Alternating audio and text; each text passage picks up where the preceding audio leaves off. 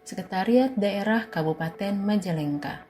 Pada kali ini, saya akan menjelaskan mengenai deskripsi singkat Sekretariat Daerah Kabupaten Majalengka, visi dan misi, struktur organisasi, tugas dan fungsi bagian pengadaan barang jasa, dan implementasi nilai Smart ASN. Sekretariat Daerah Kabupaten Majalengka dipimpin oleh seorang sekretaris daerah, yaitu Bapak Airon Randi APMP. Sekretariat daerah merupakan instansi yang membantu Bupati dalam menyusun kebijakan, koordinasi pelaksanaan urusan pemerintah, serta pembinaan administrasi terhadap seluruh perangkat daerah. Sekretariat daerah berperan penting dalam pelaksanaan program pembangunan, penyelenggaraan pelayanan publik, serta pembinaan aparatur pemerintahan di lingkungan pemerintah Kabupaten Majalengka.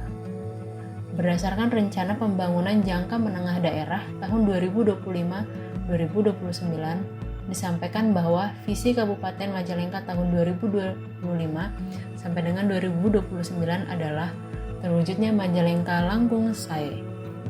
Dan pemerintah Kabupaten Majalengka menetapkan 6 misi pembangunan sebagai berikut. 1. Membangun kehidupan beragama dan tatanan sosial yang inklusif dan berkeadaban. 2. Meningkatkan kualitas mutu pendidikan dan kesehatan. 3. Meningkatkan konektivitas dan pemerataan pembangunan berbasis desa serta tata ruang berkelanjutan. 4. Mengembangkan ekonomi inklusif dan produktif serta meningkatkan kemandirian pangan. 5. Meningkatkan pengelolaan lingkungan hidup yang berkelanjutan. 6. Memantapkan reformasi birokrasi dan inovasi pelayanan publik berbasis teknologi dan kolaborasi.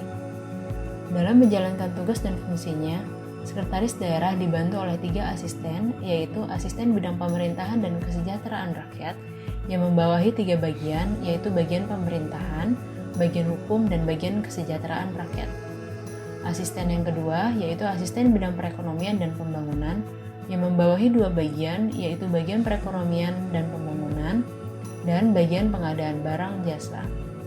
Dan yang ketiga, Asisten Bidang Administrasi Umum, yang membawahi 4 bagian, yaitu bagian umum, bagian perencanaan dan keuangan, bagian protokol dan komunikasi pimpinan, dan yang keempat, bagian organisasi. Di mana dalam menjalankan tugas, Sekretaris Daerah didukung oleh para staf ahli. Dalam struktur organisasi Sekretariat Daerah, bagian pengadaan barang jasa berada di bawah koordinasi Asisten Daerah Bidang Perekonomian dan Pembangunan. Manajemen Kelembagaan Pengadaan Barang Jasa memiliki tugas menyelenggarakan dukungan pengadaan pada pemerintah daerah.